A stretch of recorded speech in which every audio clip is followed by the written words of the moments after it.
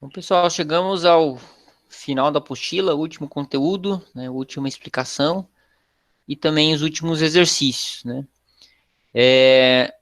O último conteúdo dos 3 lastres de repetição que a gente viu é em relação ao comando para, né? Então, o primeiro que a gente viu é o repita, que a gente dizia que tinha um teste no final. O enquanto foi o segundo, que tem o teste no início.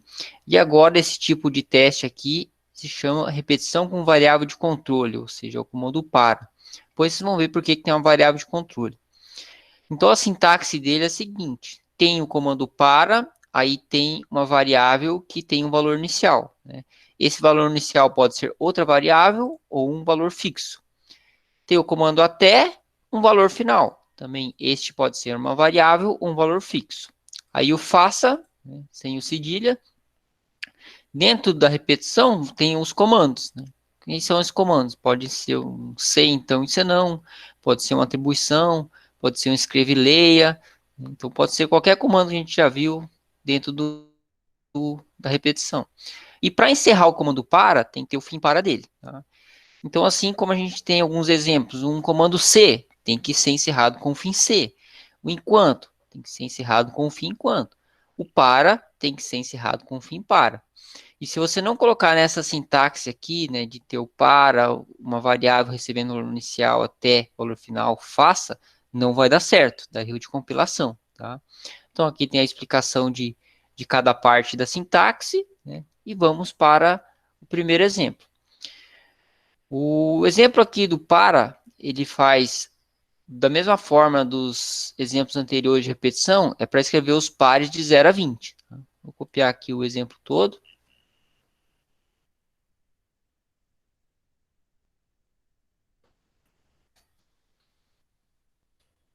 Organizando. Então, ó, assim como na sintaxe, tem o comando para uma variável, né? Ela vai receber um valor inicial até um valor final, né? O para é usado normalmente para fazer uma repetição que vai de um em um. Então, quando a gente tinha no exemplo do enquanto ou do repita, que a gente colocava uma variável para ir de 2 em 2, 3 em 3, de 4 em 4, né? O para aqui, do jeito que está a sintaxe, ele vai sempre de um em um. Só que como no exemplo eu quero que mostre os números pares de 0 a 20, eu não consigo somente colocar com o par e mandar eu escrever o número. Eu preciso fazer um cn mod 2 igual a zero, ou seja, essa condição para colocar o número par para daí escrever. Tá? Vou fazer a execução aqui, vou fazer um exemplo da saída, F9, ela aperta aqui com o final, ele mostrou os números pares de 0 a 20, tá? Desse jeito aqui. Então eu vou fazer uma execução com timer, pra vocês verem. Ó, então é que ele está fazendo o de 0 a 20. Reparem que ele só entra no escreva, tá, se o número for par. Tá? Então aqui o número n está sendo incrementado. Ó. Quando ele for 9, ele não entra no escreva. Quando for 10, entra no escreva. O 11 não, o 12 sim, e assim por diante. Tá? Então nessa repetição aqui, do jeito que está estruturado o laço, do 0 ao 20, ele vai fazer 21 repetições. Porque ele vai do 0 ao 20. Se fosse 20 repetições que eu quisesse fazer, teria que ser do 1 ao 20. Né? E como eu quero que mostre somente os pares na tela, né, eu tenho que colocar o C, N mod 2 igual a zero. Vamos fazer umas experiências aqui. Ah, professor, se eu quisesse que fosse os ímpares, né? Então é só mudar aqui, ó. Os ímpares, N mod 2 igual a 1. Né? Então, se o número que for divisível por 2 e der resto 1, significa que ele é um número ímpar. Tá? F9 aqui, reparem que aqui, ó, ele mostra os números ímpares entre 0 e 20. E se eu quisesse mudar o intervalo, né, vamos pegar aqui um, sei lá, de 50 a 200. Quero que mostre os ímpares também. Né? Só dar um F9. Aqui ele vai mostrar os números ímpares de 0 a 200. Tá?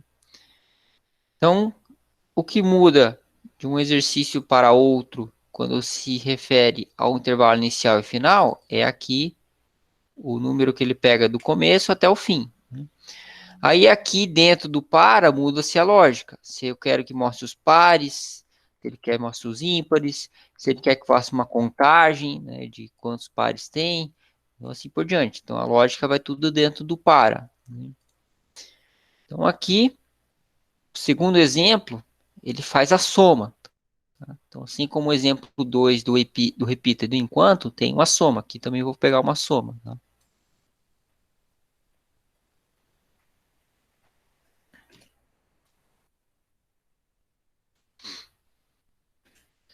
Vou ver, organizando o código, mudar as aspas.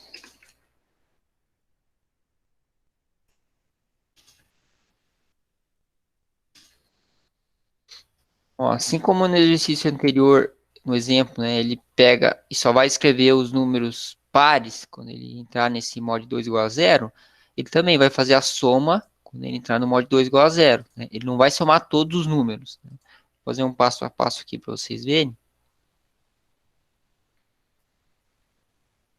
Então, inicialmente o meu n vale zero, depois passa para 1. Né?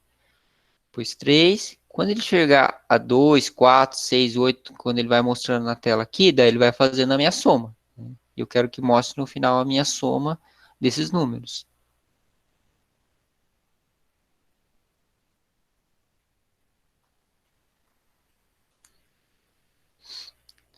Parem que aqui a soma só aparece aumentando, né, se o número for por par, senão ele não vai aumentar.